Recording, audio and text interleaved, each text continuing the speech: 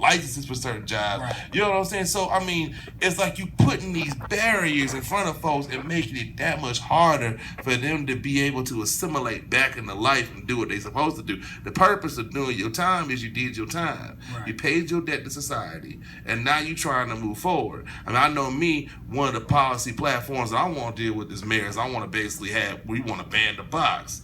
Not just in terms of ban the box, in terms of on paper, but also when they ask you the question in the interview room. Because a lot of people, once they fill that out, have you convicted a felony or been convicted of a felony, and you check that yes box, it's over. It's over with. And so that's hurt a lot of people, but I think, and this is more on the federal level what I'm talking about, but a lot of these laws got to start changing if we really serious about stopping this recidivism rate. Well, it's not just on the federal level, it's on the state and the local level. Yeah, state level too, yeah. It's many city jobs you may not be able to get because you're a felon. Right. But you ask these people to come back and pay taxes. Mm-hmm. You ask them to come back in the community and vote. You deny them the right to be a juror again for life, but you want them to be productive and contributing to the community. It's impossible when you have burden after burden placed on them, or barriers in their way. Yeah. Not only are they attempting to try to reintegrate back in their family and the communities, but now they have to try to reintegrate back into the workforce, and some of them be the first time they've had a legitimate job. I'm gonna say, starting from inside prison, the books and the preparation is outdated. They got them reading from sources from the 1970s about real estate, so they coming out already behind mentally where they can't get ahead. And it's a perpetuated system to keep a revolving door, from the gate. Because the 13th Amendment abolished slavery. Right. It's duly convicted of a crime, but people don't understand that reached so far. That don't mean you go serve your time, right, and then you get out and then you duly convicted and that's over with. That means you boxed out and you are categorized as peonage for the rest of your life. You can't get a law license, you can't get real estate license, you can't get business license, you can't get dealers license, you can't get anything no longer to really empower yourself. So it keeps you in a cycle of recidivism. It keeps you in a recycle where you gravitate back towards what you only know, and that's crime, which is what is designed for us to do. So they got to be changed from a whole lot of levels, man. That 13th Amendment, it stretched so far. It's just deeper than doing your time. It's forever. When you out, how many years? 10 years after you out, whatever, 15 years after you out, you're still a convicted felon. I mean, I remember, watching 13th, Anna Devornay's Netflix flick, and basically she was talking about how they actually used convict after slavery. What they did was they used Reconstruction is they used the correction system to be able to lock up a lot of African Americans, and then from that they used convict leasing to really rebuild the entire country. So I mean, to see that type of legacy continue, or that goes to the machine in terms of institutional racism that still exists within the penitentiary system, or within the prison system, that's really something, man. I mean, I think that's why it's so important that we have folks that advocate for change in that regard, not just in terms of juvenile lifers, but also just in terms of making sure that a lot of these low-level offenses that we had that black people are locked up in, either need to be reduced or eliminated, quite frankly. And I think when it comes in terms of drugs, I think a lot of times a lot of folks just need treatment. You know what I'm saying? I think that's really what I see a lot of times when it comes in terms of African Americans. When it comes to drug use, it's a corrections problem. It's a criminal problem. But then you talk about opioids and heroin out there in the suburbs, and it's the health treatment problem. Right. It's a health concern.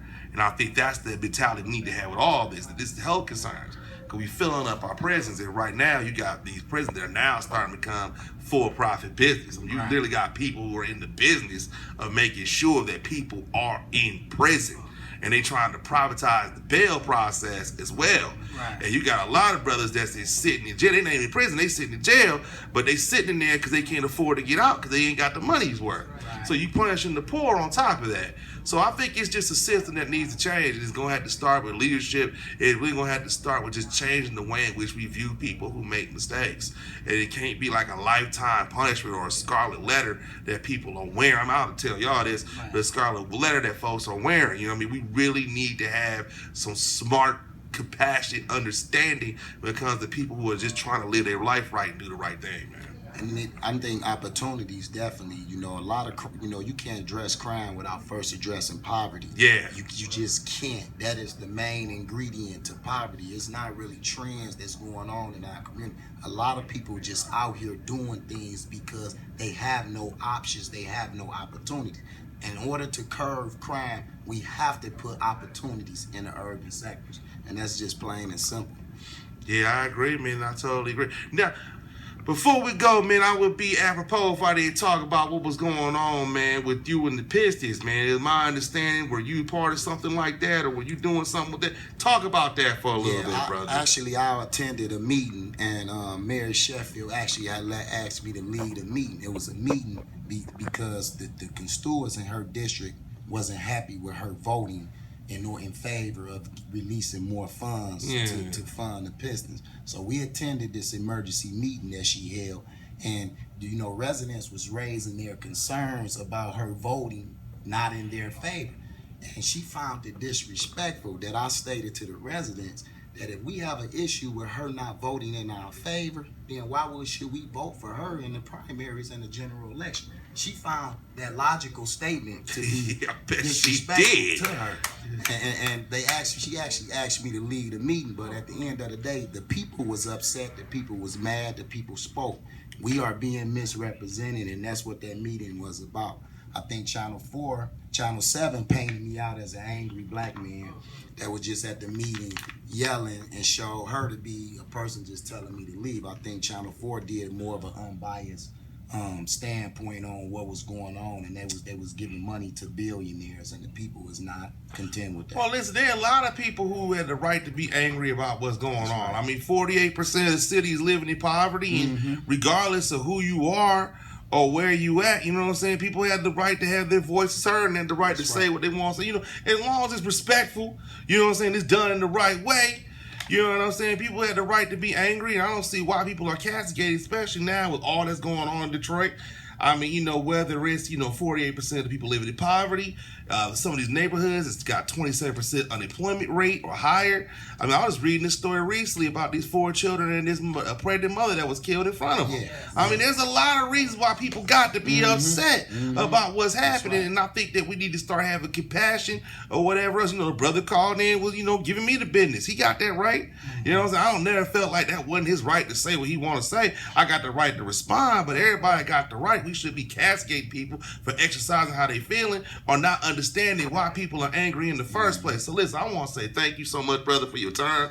I appreciate what y'all doing. Thank you for setting the example out here for the citizens of Detroit to know that you can become something, that you can do something that is not how you start out, it's how you finish.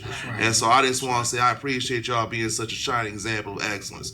So with that being said, we're going to take a break. We're going to have another guest. We'll be right back. So stay tuned.